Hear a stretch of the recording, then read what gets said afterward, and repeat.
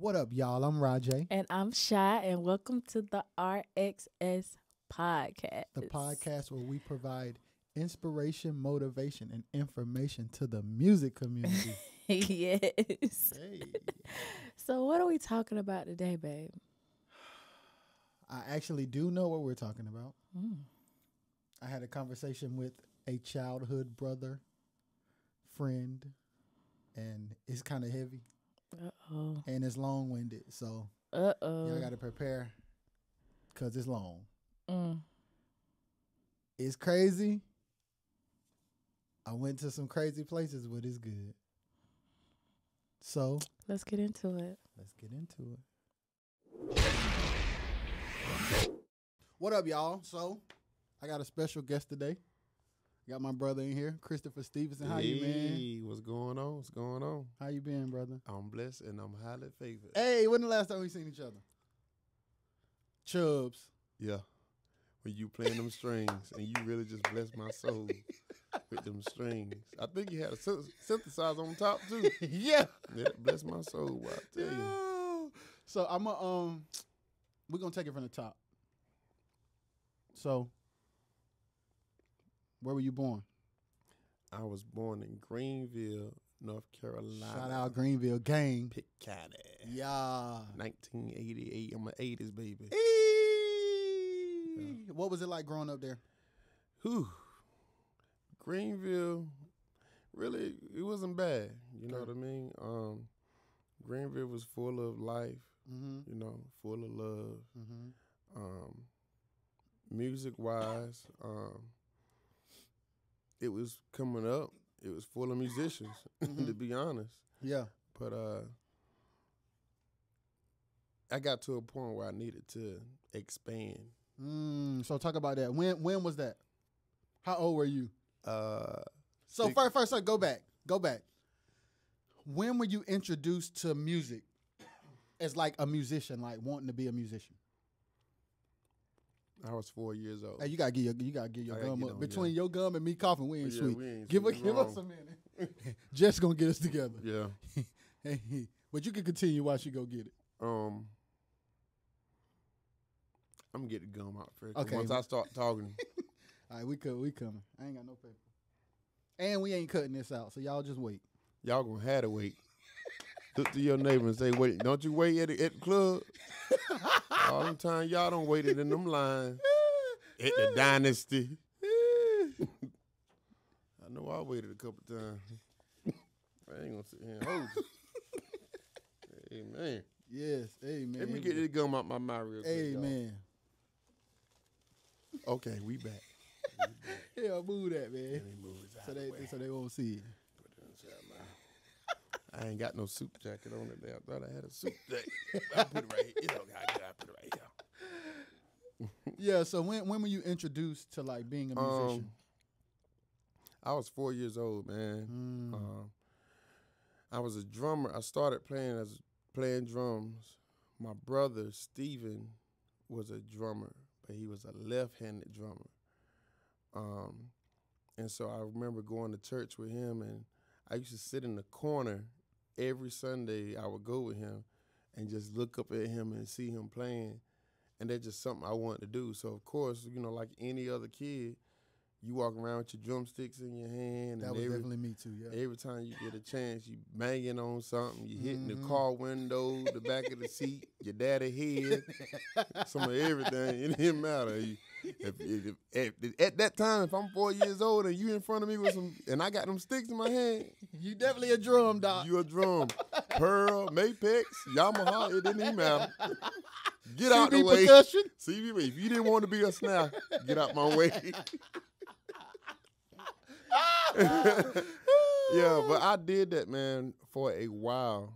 And all I could see was just seeing my brother, man. It was a guy named Tommy Davis Jr. who played Shout out to Tommy. organ. That's a giant. Yeah, He's a he giant in that was- area. Yeah. They was playing a progressive church in Greenville, man. It was just him and my brother, and they was in the smacking. I I believe mean, it. my brother had a pearl set. I guess he was kicking the drum so hard he had a rope from the bass drum around the seat. Yeah. The rope, You know what I mean? yeah. A lot of people don't know about that, Yeah, but that rope. that's one of the reasons why I'm doing music. My dad bought every instrument that could possibly be played in church, and he said he wanted us to learn it. And at that time, you know, I'm 4 years old. My brother, he had to been 14 because he 10 years apart, and I'm looking at him every time I go with him to church, seeing him play. And my dad was a guitar player, so I did not know that. Yeah, my dad was. Now a guitar this is player. new. This is new news. Yeah, my dad was a guitar player. He played Vassapoo. Yes. Course. For those that don't know what Vassapoo is, explain it. When you hit this without this hand touching the neck, you hit that boy like that. E-boy. You got a chord. I don't know what chord. I just know it's the I one. think it's open E. It's the open E, but it's a one. Okay. Yeah. Shang, shang, shang. You know what I mean? And I did that, man, for quite a while, man, sitting behind him. Then all of a sudden I started playing at my mom and dad bought me a Sunlight 5-piece junior set. I never will forget it. What color was it? It was black. Okay. And of course, because my brother taught me how to play, well, I saw him playing left-handed. Even though I'm right-handed, I played drums left-handed. Whoa. Yeah, I played drums left-handed. So at the age of 4, they set my drums up at church. We had another drummer. His name it's my cousin, actually. His name is Willie Joyner Jr. He was the drummer there. He's the brother of Anthony Joyner. Wow. All of them. That's another dope family. Yeah. The Joyner family, yeah. He's the son of the late Reverend Bishop Willie Joyner Sr. And they used to set my drum set right in front of his, and he'll be playing, and I'll be playing too. I don't know if I was the click track or what, but I just know that I was playing. Yeah. But for a while, I remember him. He was like, why? I remember him asking my mom, you know, why he played left-handed. And my dad was telling him, you know, my brother's a left-handed drummer. So I got up some age, and around about 6, around about 6, I started teaching myself how to play right-handed. So to this day, if you set up a left-handed kit, I could play left-handed. And to this day, I could do left and right. You know what I mean? Yeah. My strong point, of course, is my right, but I can definitely play left. I could get through a gig or a service playing left-handed. Yeah. But that was a thing that I think that I held on to. I turned 11 years old, and my brother, my only blood brother that I had, was taken away from us. He was shot and killed. That was a very disturbing point for me in my life. I didn't want to do music. I couldn't touch drumsticks anymore. You know what I mean? I didn't want to see I didn't want to see nothing dealing with music. I didn't want to go to church. I didn't want to do none of that. And just sitting there at his funeral and having to sit on that front pew, and then they call you, we're going to ask his little brother to play one more song for him. And I wasn't prepared, but I did it, you know. And one of the worst things, but one of the only memories that I probably can have right now of seeing my brother last is sitting on that front pew when they open the casket and seeing my brother lips and nose sticking up out that casket. That's like the worst feeling I ever had in life. Yeah, man. Try not to cry. But, you know, I'm looking at somebody that's in front of me, man, that got me started. Yeah. So where do you go from there, Chris? Yeah. You know, keep going, because he would still want me to keep doing it. You know what I mean?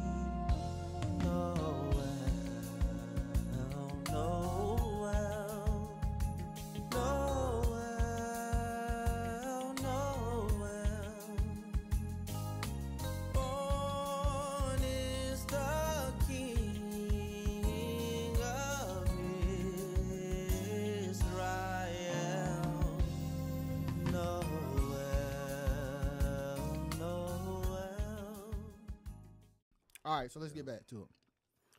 So you asked the question. You asked a good question, like, where do I go from here?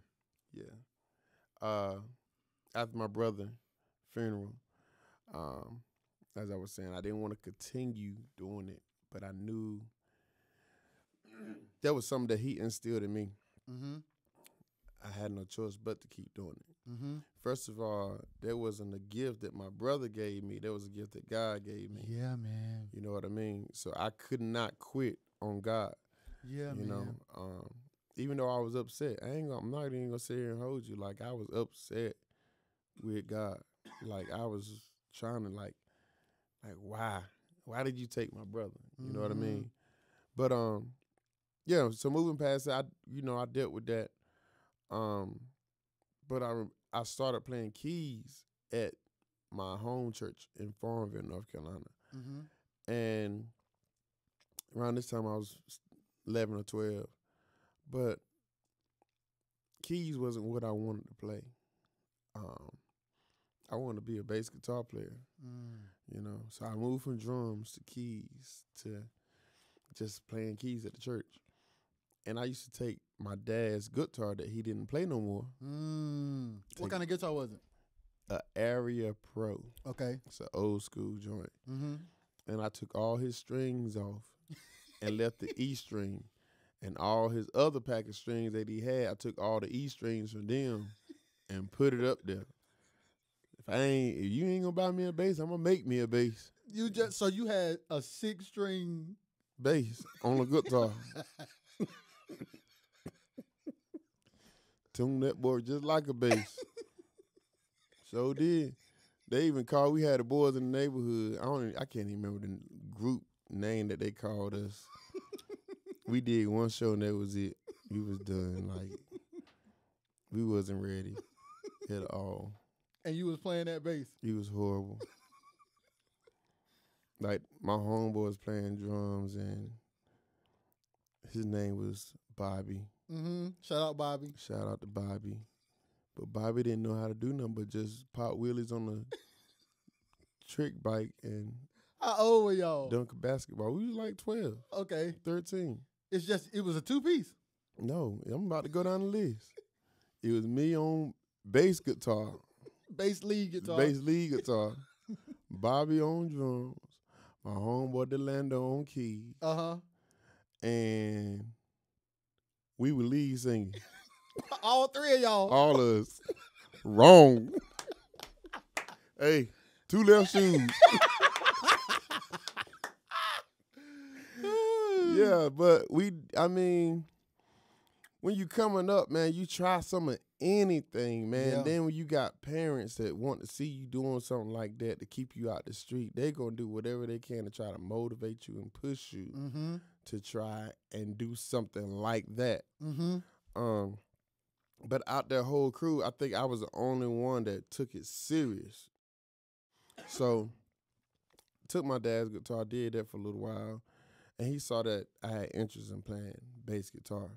Mm-hmm. So, around about age of 13, he bought me a red 4-string Ibanez and a PV amp, bass amp. Mm-hmm. And I played that boy for a little while. But he also had bought me a 5-piece Pearl set, Export Series. Oh, I know about the Export. That's a serious set. Listen, I couldn't play that boy during the week, but Saturday morning, I didn't even know what a shed was then. But Saturday morning, I was shedding, Doc. 7 o'clock in the morning, I knew I could play my drums if I smelled bacon cooking in the kitchen. Yeah, man. Sat them boys right up. Were you like pretending you were gigging with somebody? Or how did you? I played for the Cans for years, Doc. The Cans and the Jews, I was on tour with them at the age of 13 for years. Yeah, Doc. man. I used to do the same. I used to set my keyboards up, boy. Yeah. That Live and Alive keyboard, boy, I used to be right that boy to death. Oh, when that boy came out, it was over then. Shaka, shaka, shaka, shaka. Yo, that's crazy. Man, and then when you're at that age, you try to find anything you can to make an extra stand and symbol. I'm talking about I done took stains that my brother had from his stuff, and I done, the rulers that used to fold and bend, I done take the ruler to the stand. And I just was a fan of seeing symbols fall off the stand. While I put that symbol up there on top of that ruler, shock, shock. I be looking at that boy. Ready to knock it off. Shock. I'm hitting this guy. I know when I hit this boy right here, She's she coming going. down. Shock. Shock. Well, that boy sit there, boy, and I got to hear my mom, Chris, get out those drums. Make all that no. Make all that no. But she wasn't complaining when I was shot and shoot. But soon that symbol came and they did something else other than shot and shoot. Boy, I had to do something else. Boy, I had to go outside. That is hilarious. But I'm saying that to say this.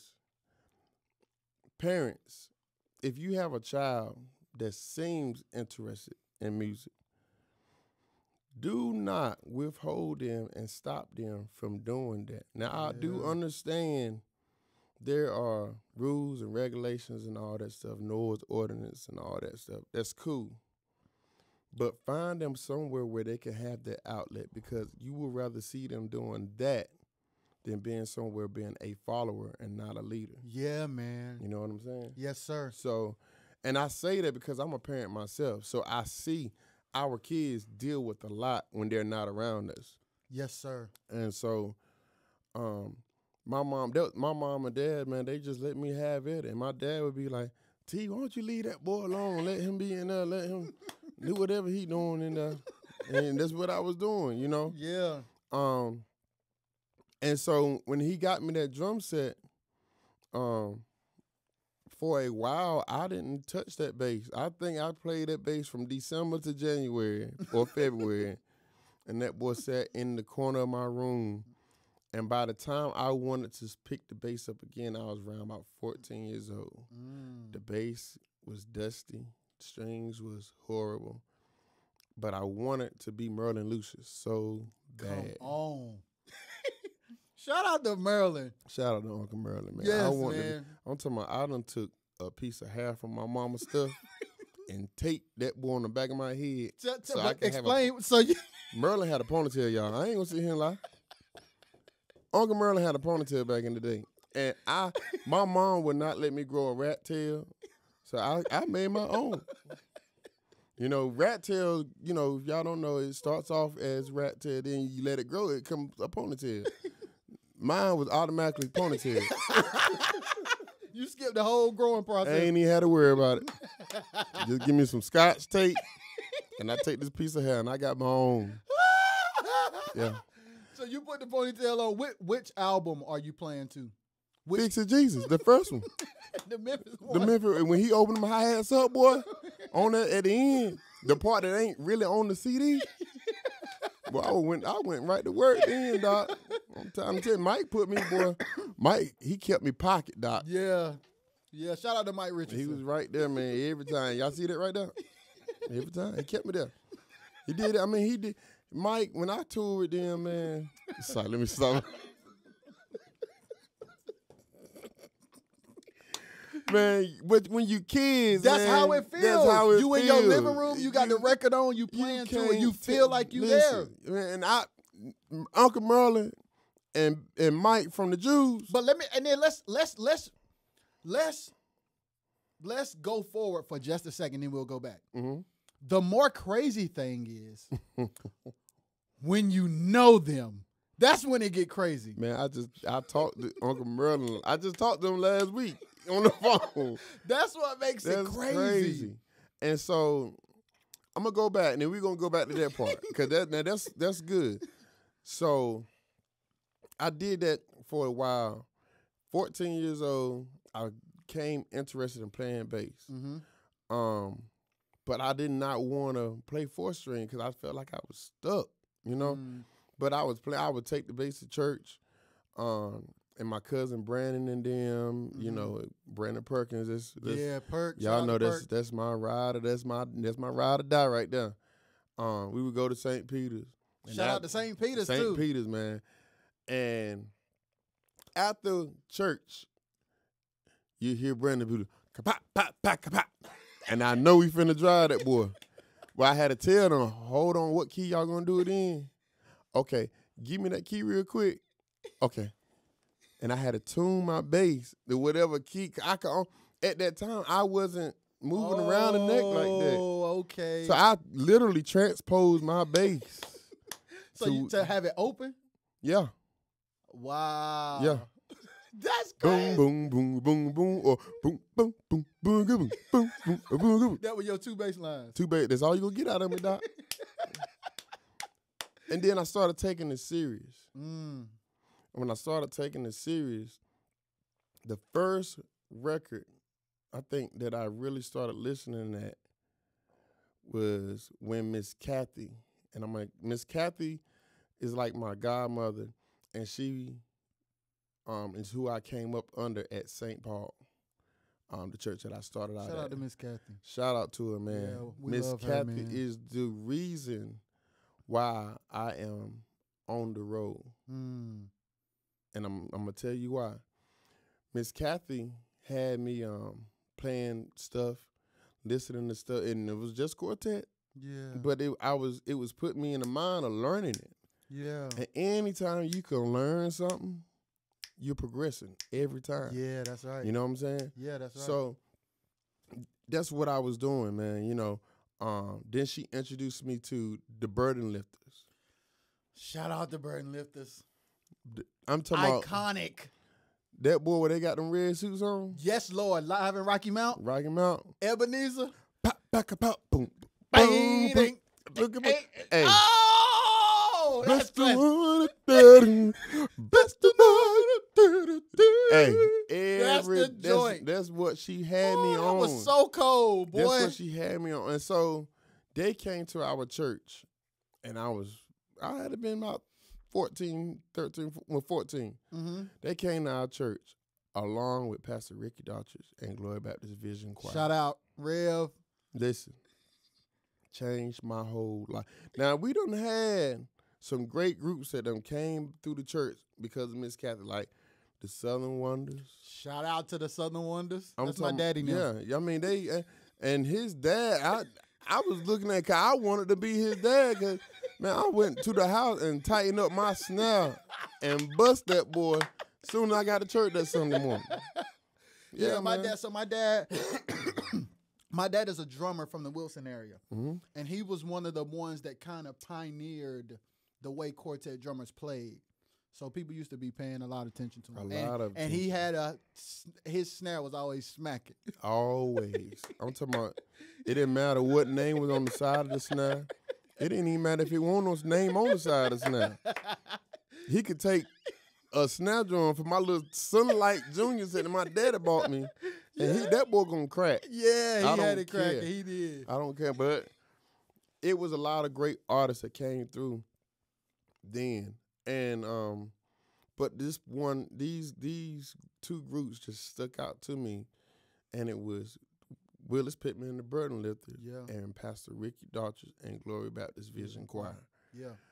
And I played the Willis Pittman record for a while, because first time Ricky Daughters came, he didn't have a bass player. He didn't have a bass player.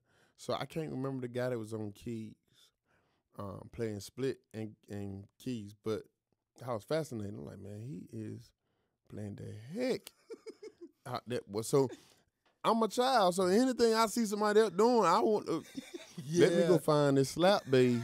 So was he playing like the Rolling Classic split? Or was he playing like two keyboards? Yeah, with a leather jacket on. I'll never forget it.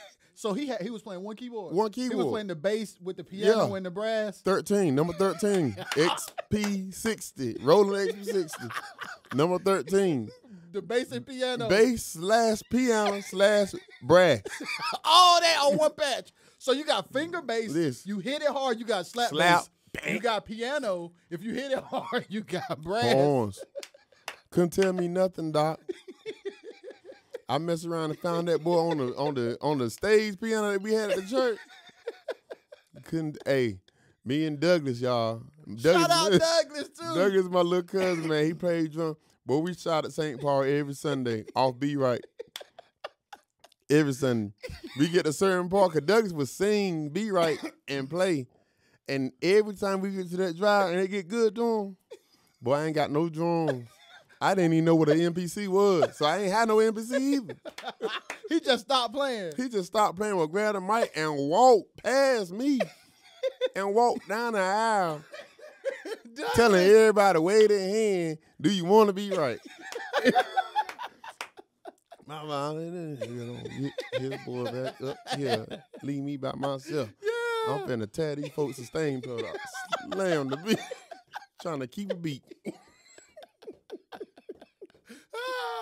But that was what I grew up doing. Yeah. You know what I mean? So, going back to the concert, man, with Willis Pittman and Ricky Daughtridge, I began to study Willis. If you ask me this day to play every song on that record, I could play every song on that record like the back of my hand. Yeah.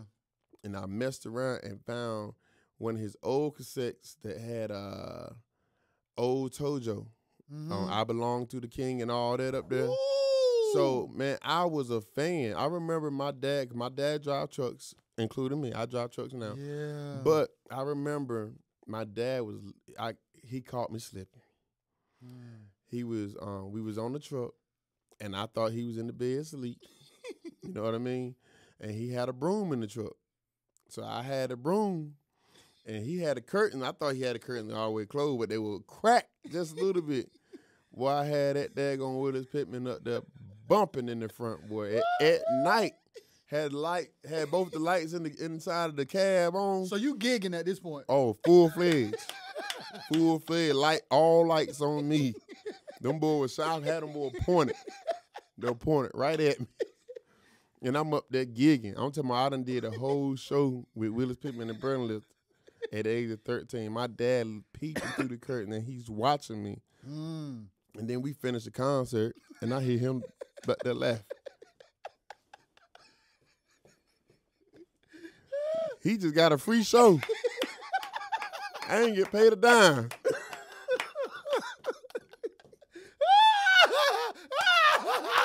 Man, I got to show him this, man, because I know he going to remember this. I know he's gonna remember this, man. But that's what I did, man. And I started learning how to play it on that 4-string bass, which taught me how to stop tuning my bass and play it straight like Uncle Tommy was doing. Yeah. You know what I mean? So I was no longer transposing a bass. I was playing bass. Yeah. And then I graduated from playing quartet style with Willis Pittman, and I started playing Ricky Daughtridge style. Changed my life. You hear me? I don't remember the story full-fledged, so I'm going to let Jamal explain to you how we met. But no, you know it a little better than me. I know it. We're going to tell it together. Okay. Let's tell it together. Okay. So, at this time, while Chris is going through this phase of learning the album, I'm now a musician at Glory Baptist. And we didn't have a bass player. Let me pause real quick.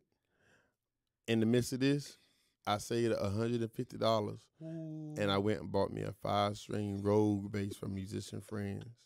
You could not tell me nothing. You hear me? I just wanted to put that out there. So how old are you at this point? At this point, I'm 15. So if you're 15, I got to be 12, about to be 13. About to be 13. Okay, so we doing what we doing, and we just get to a point where I'm like, yo, man, I really don't like continuing to play key bass. So Rev had this thing where if we don't have a bass player, it's fine if the keyboard player knows how to play bass. So he had that mindset before I came. So I get there. I'm playing, Demetrius is playing, and Keith is playing. Shout out to Keith Sampson. Before you get there, though. No, go ahead. Before you get to that point. Before he get to this point right here, I got to tell this. Ricky Daughtridge came and did another concert. Yes. At the church. Before y'all came. Yes. and Nathaniel Kearney. Shout out to Nate. Good God. Were playing a 5-string. I will never forget it. Yes, Lord. He was playing a 5-string bass. Yes. Yamaha orange bass with gold hardware. Lord. He had a blue church shirt and a yellow tie and some khaki pants and brown shoes. Shout out to Nate. That is Nate. That is definitely Nate. Man, listen. If he didn't juke the mess out of me when they got the long as I got King Jesus. Nate was so cold. He still is a beast. Man, I sat on that rope. Yes, shout out Nate, man. So it had to be Nate, Kevin, and Tank, wasn't it? Killing. Yes. Uncle Donnie with dang. Yo, and that's the thing. So now we gotta tell the whole thing. Because that's the thing. It was around that time that I saw them, and I was like, I don't know how, but I want to play for this choir. Mm-hmm. Like, Rev had a thing. I got Oh yeah, go ahead, man. that water kind of. Okay, we're gonna take a break. So many things that we have never seen, we're gonna see. And things that we have never heard, we're gonna hear. I hope that it will be all good, all good. I hope that it will be understood. Some things have changed, but others will remain. We back. Chris had to take a bathroom I break. take a bathroom break and I had to get out of that coat. I was hot. Hey, so let's get right back into it. So Nate, Kevin, Uncle Donnie, Tank. Killing. I see them, and I'm mesmerized too. I'm like, man, I got to play for this church. And these are 2 different times. So Yes. Jamal done seen them in there doing the thing somewhere else. Yes, I'm in Wilson at some school, and I'm looking at Tank, and I'm seeing him, and I'm like, some kind of way I'm going to play for this church. So to make a long story short, a time comes where Tank gets a hold of me, and he calls my mom. I start playing at the church. We rehearse a little bit. We do a couple shows. We got Keith, myself, and Demetrius. And I'm just sick of playing key bass because it's not fun. Because I want to play keys. So we're doing what we're doing, but we don't have a bass player. We don't know a bass player because we're trying to build this young camp, and we just don't know one. So we like, okay, I'm going to keep doing it. So we get to a point where we do the show in Greenville. It was the convention center, right? No, it was at the Hilton. Okay, it was at the hotel. The Hilton. Yep. So we at the Hilton, and we're in one room doing a banquet, I'm guessing, right? Yep. And Chris was with his family. You with your family? I was in there eating baked chicken, rice at my grandma's birthday party. So Chris is in the next room at a birthday party. Does Miss Kathy know we are there? Yeah.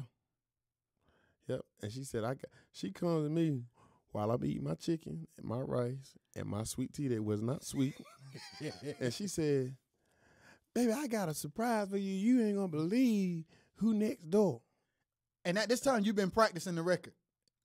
Yeah. I mean, so I can't hear them because the DJ's in there playing whatever he's playing. I'm like, okay, well, so she grabs my hand and walks me down the hall to the room that they're in. And I hear them in there going in on Higher Place. I peeped through that door. Miss Cat, that's Ricky Dawson. Yeah. That's Ricky Dawson right there, Miss Cat. She said, I know my baby. I said, can I say anything about you? Oh.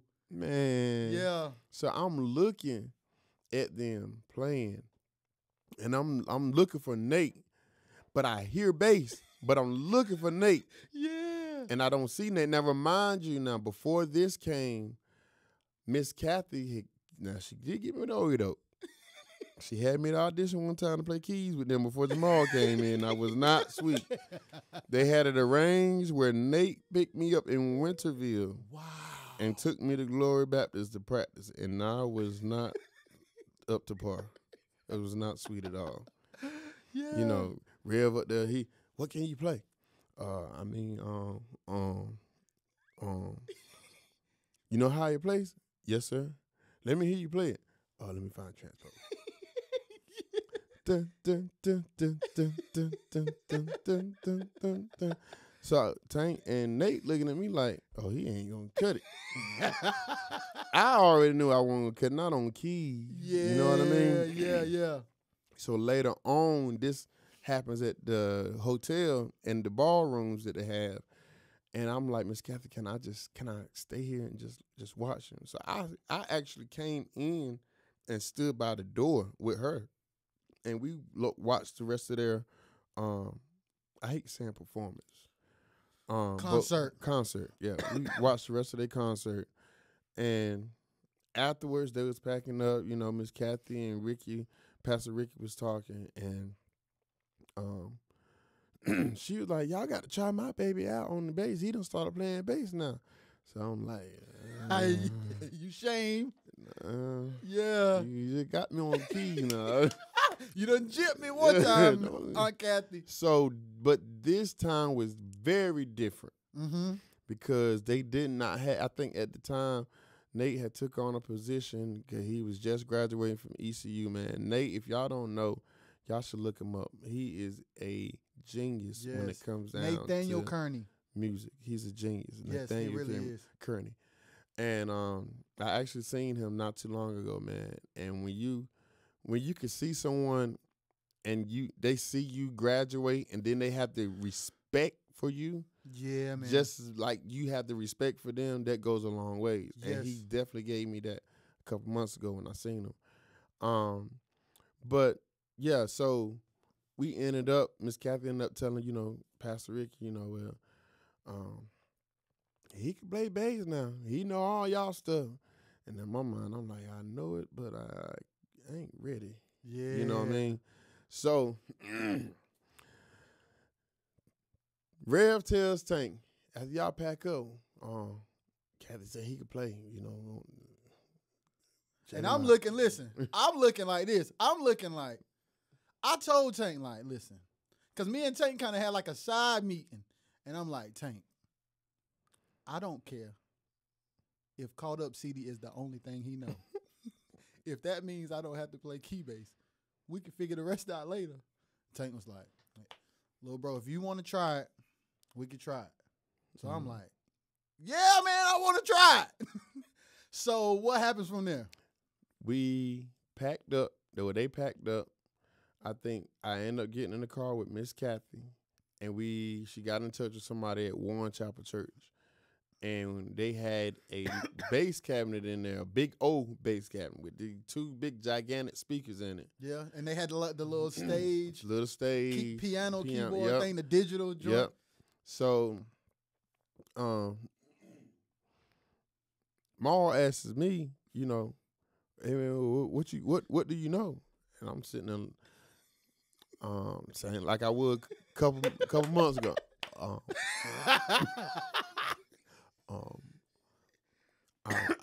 don't.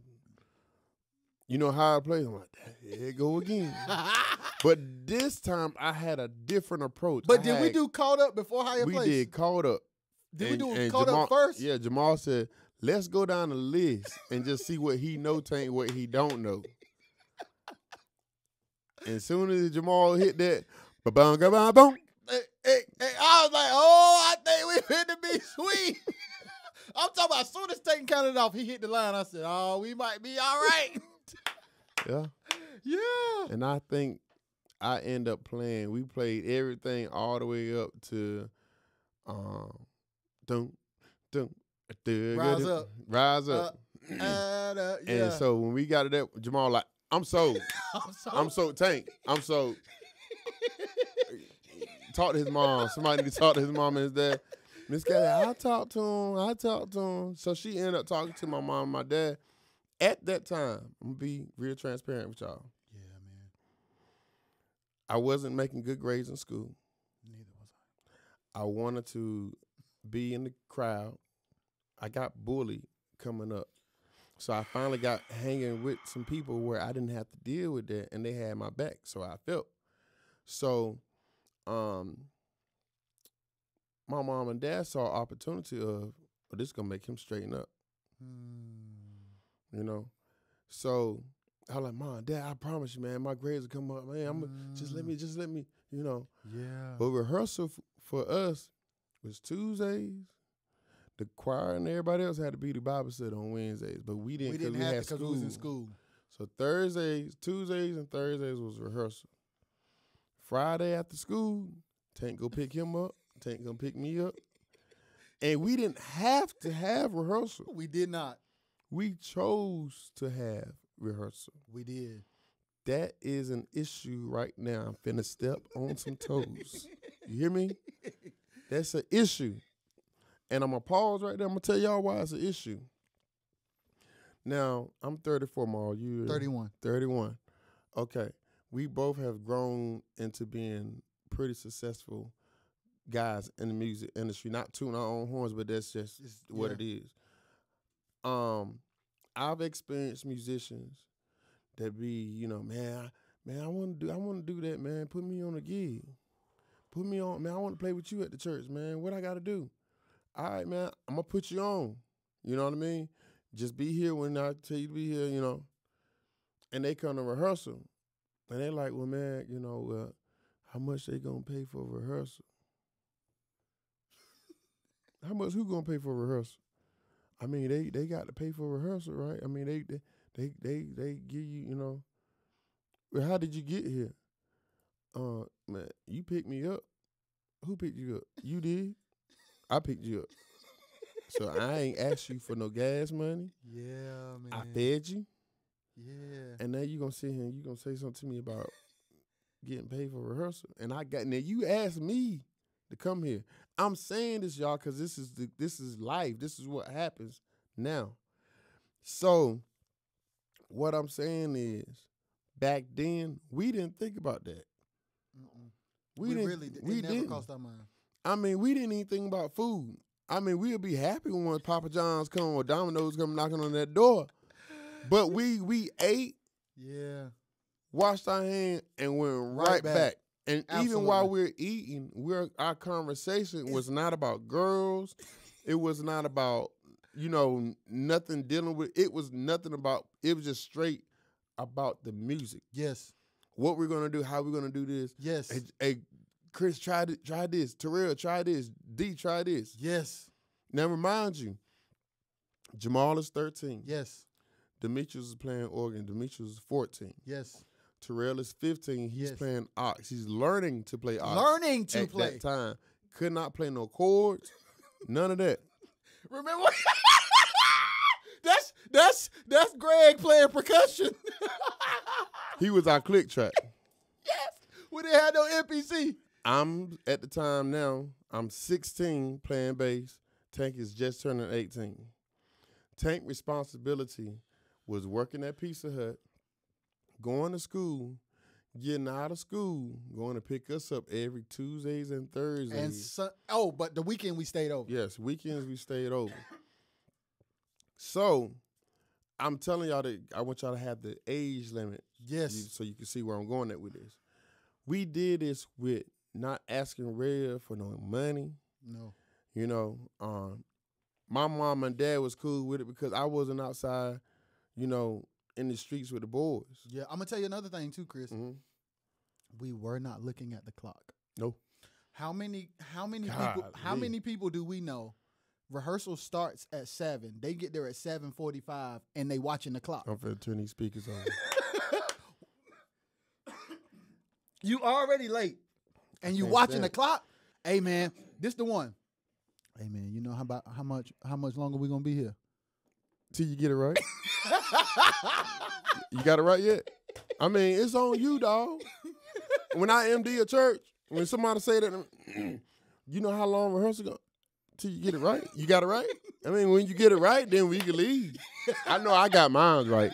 I mean, but now if you ain't got yours right, now we gonna have to, it's either you get it right or you just don't even play Sunday or you don't get paid. Which one? Because now in order for you to get paid, you got to play. So it all got to go together. You get what I'm saying? It's so you play and you get paid, or you don't know the song and don't play and you don't get paid. So which one you rather have? Yeah. You know what I mean? Yeah. And that's and it ain't even really now. It's not even really with just young musicians. It's with all musicians. Yeah. Don't nobody have love for music anymore. And that's a problem. Where do you think that comes from? I think that comes from the mindset. I can't blame it on the economy. I can't blame it on the people around them. It's all because you control your mindset. Yeah. You know what I mean? At that time, we all was on the same page, and we all had the same mindset. We did. And it wasn't, and we didn't.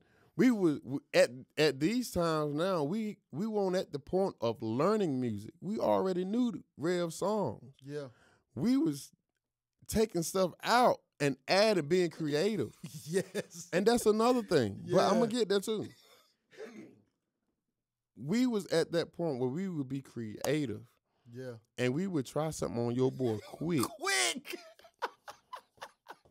I'm talking about Sunday morning. Yo, especially when we was watching that Destiny's Child. Bigger than them. Boy, but let me tell you something. Tank had us. So when we was at the crib, here's the thing. When we were at the crib, Tank was letting us see like Jared Hayward, yes, Aaron Spears, Luke, Jeff. We watching Janet tour. No quartet at all. No quartet. Tank would be so upset if I was in that court. He would like take my MP3 player and would like throw it across the room, and it would crack. And I'm like, bro, I just got that from Big Lots, and you gonna crack my MP3 player? You gonna buy me a no? Yeah. He's like, well, if I buy you a no, I'm gonna put the music in it myself. And I was like, but he was right. Yeah, he was right. He was setting me up. Yeah, man. For good. Yeah, like he was. for the better, man. Yeah. And Gerald Hayward, Kern, yes, all of them, we was looking at all of them at the ages of 13, 14, 15, and 16. Yeah. And I'm talking about, man, we wore that Usher live album out. I'm you talking about that what was it? Was it Chattanooga? Can I take y'all back? Just with like me. When the dude was playing the keyboard guitar. Let me tell you something real quick. Oh my God. We was riding on the way to a gig What about we used to sit in the trunk? That too. But I was riding with my guys this year. Okay. And they was like, man, who is that, man? Who is that? I'm like, man, y'all ain't never heard this before.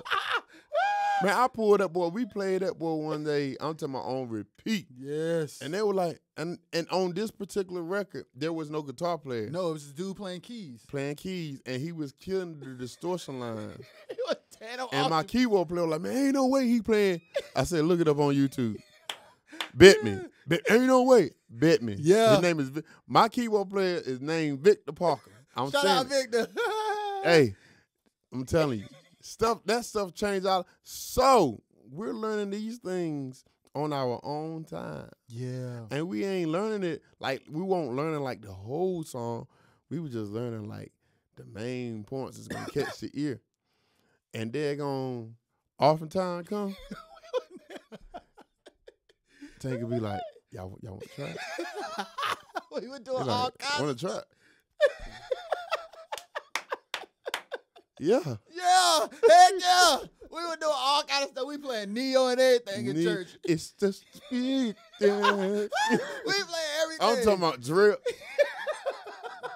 And then all of a sudden, Terrell learned that synthesizer. Yeah. I mean, but we was doing this. And here's going to be a little nugget for you pastors. Come on, bro. Okay? There's a difference in playing melodies and actually singing the lyrics. Yeah. We wasn't singing the lyrics. You know what I mean? Music is music. Yeah. If he played a whole bunch of notes on his keyboard and it come up on this computer, what you think gonna show up? Yeah, notes. It ain't gonna words, is it, doc? Ain't no lyrics. It ain't no I love you, I want to kiss on. It ain't none of that. Yeah. It's gonna be all kinds of notes. Yeah. I'm saying that to say this. Just because you hear these music notes or these melodies put together in a church service, I'm pretty sure you listen to plenty of Al Green, yeah, man, Isaac Brothers, and all that. And that was the thing. That was the thing about That was the thing about Reverend Daltrich that kind of, he facilitated the environment that made it safe for us to learn. And they accepted it. Yes. So when we hit that boy during the offering, folks up there walking. Yeah. Putting their money in. Yeah. Because Rev is that's the thing, though. Reverend Daltrich is smart. A musician, too. Yeah. So he would encourage us, like, sharpen your ears, know your instrument, know what everybody else is playing, incorporate other genres into your music, practice your craft, be on time, be integral, know the music. Like he was not playing no games. Take care of your instrument. No, the biggest one. Don't let no girl, no split, come between. God Almighty. And we still was raggedy, but he tried to tell us. I'm talking about. Now, me, I ain't really had no girlfriend until I got with Ricky Dawkins. So these are facts. You know, these are facts. I'm just being transparent. Yeah. So when it's I'm putting up my bass. Yeah, because it got real. Wrapping up my chords. It got real. Finna roll that KB 300 to the trailer for Uncle Artis to put in the trailer. It got real. It got real. What Chris said? Because we are kids, but we don't play like kids. No. That's the thing. You can stand outside and literally, for real, be like that. That's not a group of kids. And that was what Rev used to drill in the. I should be able to stand outside and hit and be able to tell who playing what or who playing what. Yes. If I stand outside South Greenville, I can hear Eddie B. I know there's Eddie B in there playing. And he was right. He was right. He was teaching us how to have a sound. He was teaching us about character. Yeah. He was teaching us, bro. He was definitely doing that. So let's fast forward. What happens after the Glory Baptist situation? What was next? And how did it happen? Tell it. After we done dumped a couple houses with Rev, right? I mean, we done dumped a whole lot of houses with Rev. Yo, it was crazy. That time was crazy. It got real. That time was crazy. Bo Peep live recording came up. Holy cow. And Bo Peep band left. What was supposed to have been leaving. They're like, man, we going to stick around here with these boys. See what they sound like. Yes. So, okay, we'll tell this story then. So, shout out to Bo Peep, Jonathan Sauls, and Good News. They were doing a session at Glory Baptist. And Heston, rest in peace, brother. Yes. And we were, me and Chris wrong. We wrong, boy. What I'm trying to say. We were opening up for them. Yep. But at this time, that's when we watching this Destiny's Child. Destiny's Child stuff. And at this time, playing outros was the thing. Because Tammy Edwards and Tori and them had that. But was that before or after us? No, they did that night. Because we was like. But here's the thing. No. Exactly. Get right, boy. Yeah. Exactly. Yeah. So we had this thing where we saw this outro on Destiny's Child thing. So we have been doing it. But particularly, we were like, okay, guys, Bo is gonna have a lot of people here. That boy was. So let's flip this downstairs, upstairs. Yeah. So we like let's do this. Let's flip this. Let's see how it goes. Play through a real bass rig. Yeah. Shout out to Ray Braswell. Shout out to Tyrone Jackson. They were there too. They the OGs. Your granddaddy was there. Yes. He let me. I got to play a real bass that night. You play his bass? I played Braswell's bass. Wow. But your granddaddy told me to play that bass instead of playing my bass because that bass got Bartolini's in it. Yeah, it got Bartolini's. I'm sorry. So this podcast is all over the place because me and Chris are like, we have a real relationship. So I'm sorry. Y'all just bear with us. Rest in peace of this granddad. I love that, man. Shout out Marvin Jackson. He told Chris about that Rogue. So my granddad was like, hey, Chris, what kind of, because my mama was moving and we were walking. He said, Chris, what kind of bass you got? What you say? He was pushing that stuff in the store. What you say when he asked you? I said, a Rogue? And he said that for me. He said, do it got Bartolini's in it? A Rogue. It got Bartolini's in it? No, sir. I said, I don't. Well, let me ask you this. Do it say got a B on the picture? No, sir. Oh, you ain't got. Yo, you ain't got this. You ain't got this. You ain't got My this. granddaddy told Chris. Boy, when he told me that, S. boy, listen, but it's the realness like that from them the guys, OGs, them yes. OGs. Yes. Because if they didn't keep it real with us, who was gonna keep it real with us? Who was gonna keep it real? You know what I mean? Yeah, and I think so. Live recording. To make a long story short, it was crazy. We rehearsed for the recording, and Bo's guys were older than us. And they rehearsed before us. And was chilling. But we stayed for their rehearsal. So we see Bo drilling the mess out of Burnell. Yeah. And I'm like, man, that's Bo Peep. Right. That's a legend. Yeah. So he doing their thing. They doing their thing. They go through the whole thing. They do their intro. They do all the songs. So we're sitting there waiting. So then we rehearse after them. So we planned. They were getting ready to go. And Antonio told me he started to just like hear us fiddling.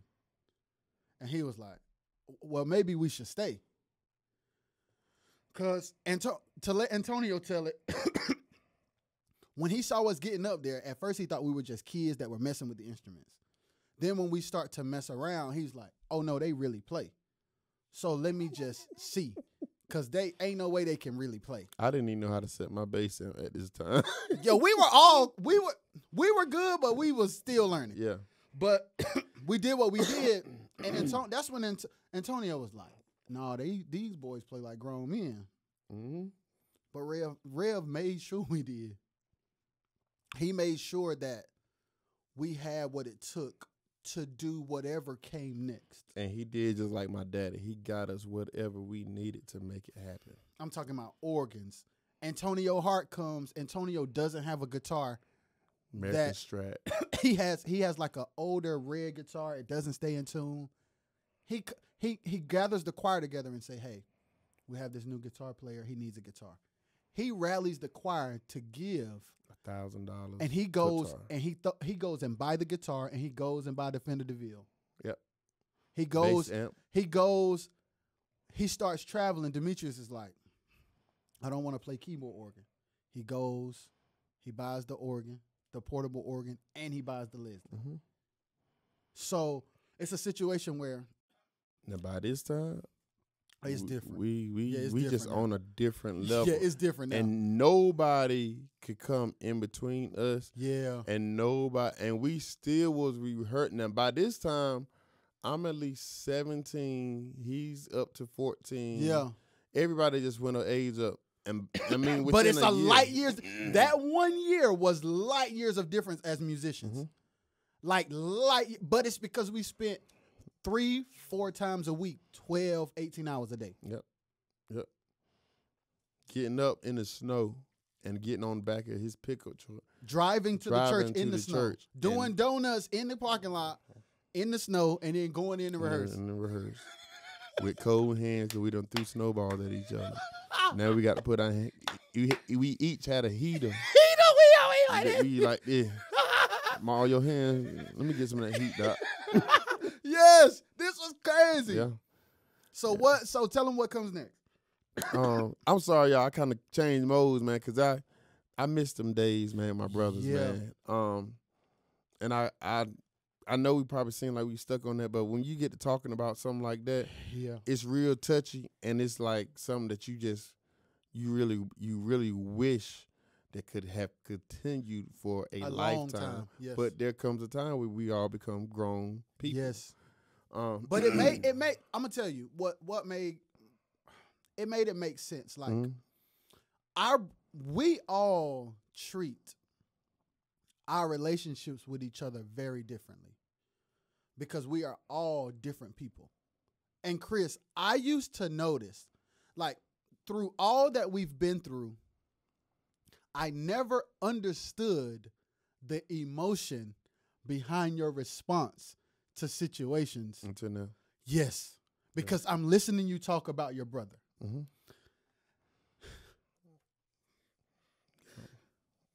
Yep. So I understand why it hurts when certain things happen.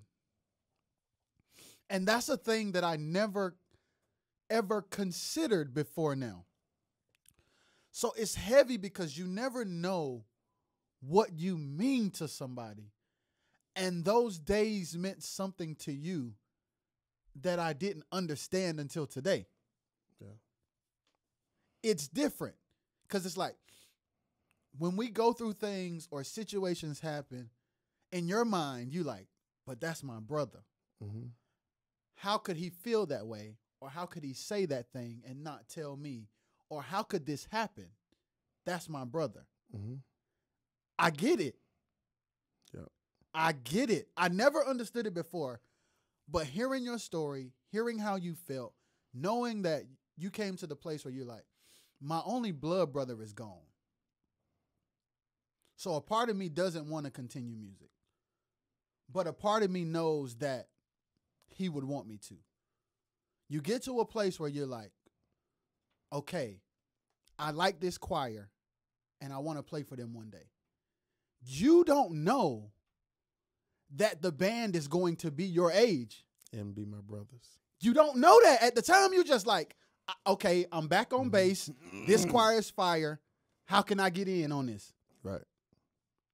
And then things start to transpire and we grow together, and it makes the way you feel about the situation, the way you feel about things that have happened, make a lot more sense understanding the sentiment behind how you viewed our relationships. Yeah. So, yeah, that's kind of heavy. So, in other words, my brother was gone. Yeah, man. For a couple of years, I felt I had nobody. Yes, sir. Until I got with Tank, yeah, man, Terrell, yeah, D, and Jamal. Yes, sir. And they became my brothers. Yes, sir. And they did not replace, because can't nobody replace Stephen. Yeah, man. Yeah. Yeah.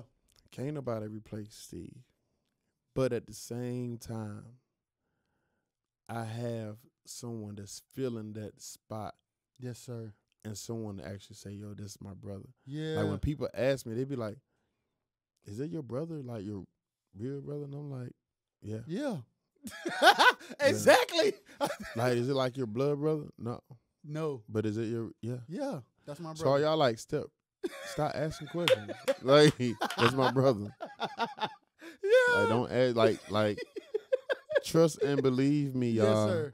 If I saw someone walk up on him, yeah, or any, now I was kind of like the thug dude out of all of us, I think. I came to rehearsal with the long tees and the Air Forces.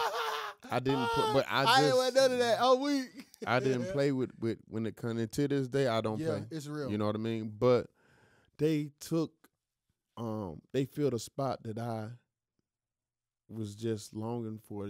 Just I needed to be filled. Yeah, man. And if y'all have lost any loved ones, man, like I said, man, I was 11 years old when he got killed. I'm 34 now. And till this day, I have dreams. In my dream, it's like he visiting me. It's like he's saying, like we hanging out and all that stuff, doing stuff, playing together. Then it's like, you know, man, we're going to get up tomorrow, man. I'll see you in the morning, man. Love you, bro. We're going to eat breakfast in the morning. And I get up the next morning, and he ain't there. Yeah. You know what I mean? Yeah. That's a hurtful thing, but it was plenty of times where I had to just call these guys and be like, man, what y'all doing? Where y'all at? You know, when we was younger, I didn't have to worry about that because we were there. We were yes. You know. So when we you're basically grieving through this whole the whole time. Jesus. Even to this day. I get it. To this day. So this moment, me sitting beside my brother, is a moment that I cherish because I don't know. This could be the last time that he see me. Mm-hmm. And we've had that happen, y'all. We've been in a room with people where that was the last time we saw him. Yeah. It has happened to us multiple times. 14 times for me, I've counted. It is insane. And I'm going to tell y'all this. Sometimes as musicians, as producers, we can get too caught up on the craft where we dismiss or diminish the brotherhood. And I've made a conscious decision to stop moving like that. Because I don't talk to Chris every day. I don't know what he goes through every day. I don't know the thoughts that he has every day.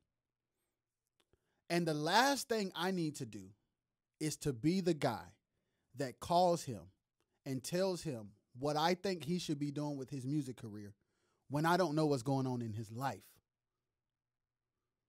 And we have a tendency to project onto people what we think they should be doing, what we think they shouldn't be doing, who we think they should be playing for. Like, they don't sound good, this, that, calling people, giving our opinions about them, doing all of this stuff. Talking about them. Exactly. And I'm guilty of it. Like with Chris, I've been in situations where I'm like, Chris ain't sweet, man. Chris should stop producing. He should focus on bass. Number one, who am I to say that? Number one. And number two, if I feel that way, I should tell him. But number three, it's not my place to tell him if he don't ask. And number four, definitely don't project that onto him when I don't know what's going on. So the day I call to critique your production could be a day that you had a bad day and it sends you on a spiral. Mm-hmm. But we don't think about that.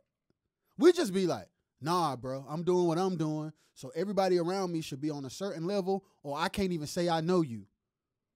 That's trash. It is. I go through a lot. I deal with a lot. I've dealt with a lot. And it's not just to single me out. A lot of people deal with a lot. A lot of people go through a lot. And nobody is perfect. Yeah, man. And I'm saying that with tears in my eyes because nobody is perfect. Yeah, man. Just a month ago, a month and a week, the gun that I have, I've been able to go in the country whenever I want to play around with it. And if I pull the trigger, it's going to shoot every time. And I got to a point in my life where I felt like I was at the lowest point in my life. And I felt like there was nobody I could call at the time that could help me get over what I was trying to get over or what I felt like I needed to get over. And I sat in my pickup truck.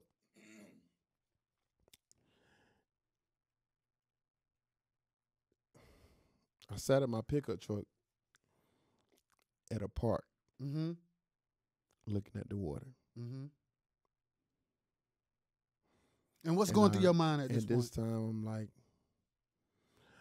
I'm being selfish because I'm not thinking about my kids. I'm not thinking about my family. I'm not thinking about the ones, if I do this, like who's going to miss me and, you know, the positions that I hold at church and the position I hold at work and the businesses that I own and how much people count on Chris. Mm-hmm. If you are going through anything like that, play that back in your mind on who is counting on you. Yes, sir. I took all the bullets out of my clip and I left one in there. And I pushed that clip inside my gun and cocked it back and pulled the trigger once. And it didn't go off. At this time, I'm like gasping for air, trying to calm down, tears coming down, and I pull the trigger again, and it does not go off. Immediately, God said, I'm not done with you. What are you doing? What are you doing? People go through suicide thoughts quite a bit. I am delivered from it. I gave everything back to God because I'm hurt. I lost a lot of friends. A lot, y'all. A lot of friends that I call my brothers, Jason, Sean, Mondre, George Jr., Deron. I just played a gig with them. Some of these guys. How do you live with saying, all right, bro, see you tomorrow. I love you. And you don't see them tomorrow. It's a crazy thing. How do you deal with that? Yeah. How do you deal Especially with when that? you're 11 years old. Right. And you lose a brother. I just got off the phone with my brother the day before because he's supposed to pick me up from school. So it's a pattern of loss in your life. Back to back. Chris, it makes a lot of sense. A lot of stuff makes a lot more sense than it used to make. Because I used to be like, I don't understand why Chris is responding this way. It's just music. It's not just music. Mm-hmm.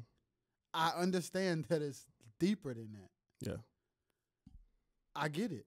And I don't think we take enough time to really talk to each other, check on each other. Like, ask the non-music questions. Musician family. If you got a musician family, if you have family, period, friends, loved ones, check on them. Check on them, y'all. You know, I got to a point, man, I felt like I was just losing so many friends back to back. I started calling family members that I mean my aunts, my uncles that I haven't even talked to. I'm really like one of the last Stephensons left with the last name. My son does not have my last name. I'm like the last Stephenson left. So with that being said, I love on everyone around me, and I love real hard, whether they're family, whether they're blood family or or they're not. not. And a lot of people don't understand me. That's why I took a break from the social media thing, because of that.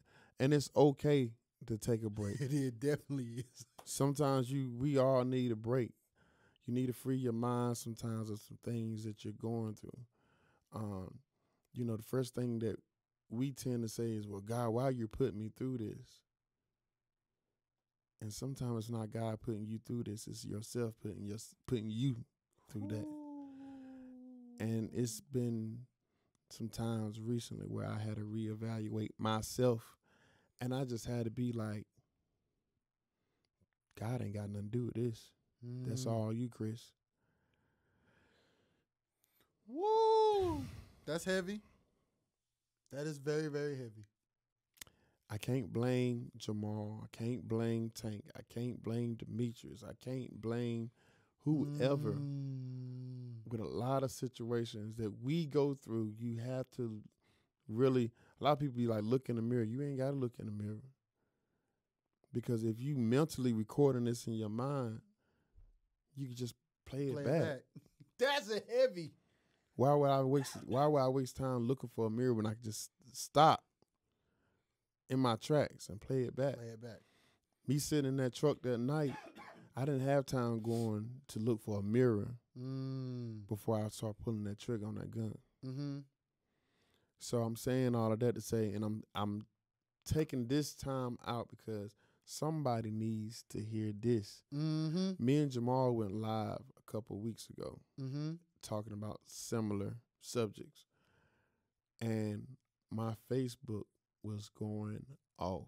Mm-hmm. And I had a real close friend of me that called me, man.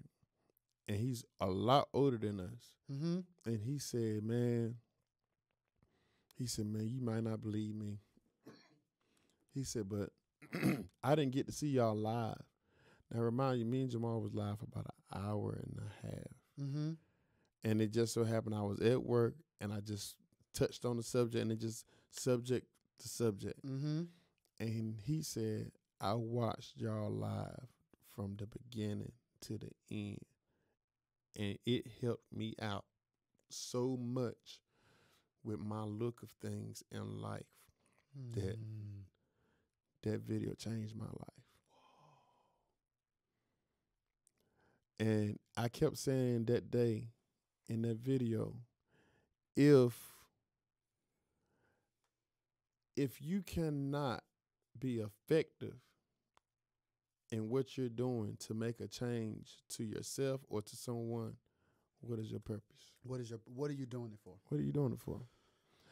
Music has put us in a whole line of changing us, but it also put us in the limelight of changing other people. And this ain't script, y'all. I just want y'all to know. It's real life. This is real life. We have affected people in ways that we didn't know. Some stuff people used to tell us when we were younger. Some stuff people tell us now about when we were younger. Stuff and we don't even remember. Yeah, stuff that we never paid attention to. But becoming a man and putting away childish things makes you understand that there's a bigger reason for what we do. That's right. Could now remind you, there's a lot of people that has the age and the title of being a man, but don't have the responsibility of being a man. Yeah. And you think about what I just said, let it seep in.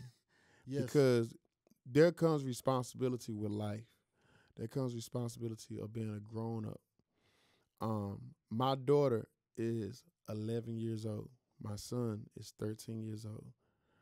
And it came a point where when it got time for them to use the bathroom or, potty train, I'm not accepting you keep using the bathroom in your pamper. There's going to have to be some time where you're going to have to say, this is not acceptable. So take that and look at it for yourself. There has to be a time. If you keep doing the same thing over and over and over, and you keep ending up in the same situation or a situation similar to what you done been, you got to be able to look at yourself and be like, what are you doing? Mm-hmm. You know what I mean? I sit there and I watch my dog chase his tail and running in circles, and I'm looking like, what are you doing? But that's us sometimes. That's us. That is us. Until all of a sudden, if I put my leg out, I stop him in his tracks and give him a time to think. And then he changed course and he does something else. Yeah. Sometimes we need that in life. And that's the flip side of our brotherhood. Yeah. Like holding each other accountable for things that we say we won't. I got held accountable so many times. This ain't sweet, Chris. Man, what are you doing? Yeah. And me personally, I was at one time, I ain't gonna hold you. I wasn't even thinking about no music. Yeah. I was thinking about chasing women. Yeah. Until it just took a time for Lamont and Tank to say, yo, what are you doing? Sean Carrington, shout out to the brothers. What are you doing? What y'all talking about? Right. That's you. I mean, that is you. I mean, Chris, what are you doing? Yeah. And them guys, man, they give it to you raw. Yeah. It ain't no cutting round corners. Oh, no, they going straight in. Straight through the front door. Straight through the front door. And if you got that boy locked, they going to barge in. You know what I mean? They going to kick it down, yeah. I grew up around these guys, and like Jamal said, they all became my brothers. And when it came down to music, we all became one. Now, individually, we have all went separate ways doing our own thing. Jamario is doing his thing with Bruno Mars. Demetrius is down in Florida ministry full-fledged. I mean, and it's killing it. And is doing an amazing job. Terrell is doing his thing with his solo career. Shout out Greg. Yeah. Tank is doing his thing. Killing every day. Tank is playing somewhere. Every time I get on Facebook, sometimes I get tired of seeing Tank. Tank be up there now. Tank is gonna be up there. He's gonna be on that gigging. I mean, Tank, you got no snare to play? What about that electric kid? Oh. He be tearing that electric kid up. Hey, but Chris, I wanna ask you something. Mm. We are all in different spaces, right? Mm-hmm. What are your feelings about the fact that we're all in different spaces now? I'm proud of y'all. Yeah. I'm proud of y'all. sometimes I dislike it because I want to be able to put my hands on my brothers. Yeah. You know what I'm saying? Put my arm, what y'all, I want to be able to love on my brothers. But when I see y'all doing y'all thing, I'm so proud of y'all. Like, it's no, Tank doing this and Jamaria. I brag about y'all so much where it's like people really be like, I'm tired of hearing about them. That's all I talk about. But that's so funny. I brag about them all, and that's love, man. That's real love. Mm-hmm. But to answer your question, it's only one way for me to put it. Yeah. And I'm proud of y'all. Yeah. And it's no judging. I don't feel like Jamal, I honestly feel like Jamal should be on the road somewhere touring or doing something like that, but that ain't where God got for him. So I have to accept that. And when I sit back and once I accept it and I sit back and see what he doing, I'm like, what he's doing, he ain't even really got to go all the way out to California to do that, because he's touching people in North Carolina, sitting in North Carolina, and they're watching him in California. Yes. You know what I mean? So you ain't necessarily physically got to be traveling to be effective to someone. And that's the point. The point is, when I'm talking to the music community now. When you're close to people and you know what their abilities are, that doesn't mean you know what their journey should be. That's right. So many times, so many times I've had opinions about what I think Chris should do, what I think Tank should do, what I think D should do, because I know how dope they are. So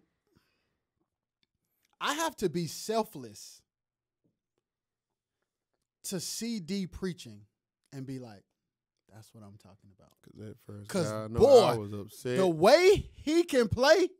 I was like, why he got that microphone in his hand? D, you don't play organ no more?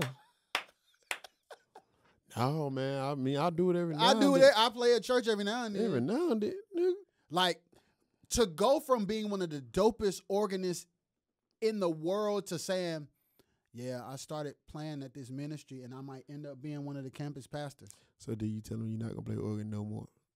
I mean, probably in my spare time. Oh, all right. And still sends me records to this day. We talk about music all the time, but it is not our place to say what we think the homies should be doing, because we don't know what them and God and they wives talk about. We don't know, man. I mean, I was upset. I'm sorry I'm still talking about it, but I was like, dude, you walked around with this chord encyclopedia. Literally. Like it was your Bible. He literally walked around with a chord encyclopedia. We at Crabtree Mall, and you got this book in your hand. We finna buy some clothes and go here and eat. Yeah, we finna go to Andy's. And you got this, man, you can't leave the book in the car? I mean, is the book a part of you? Yeah. And it really was. At that time.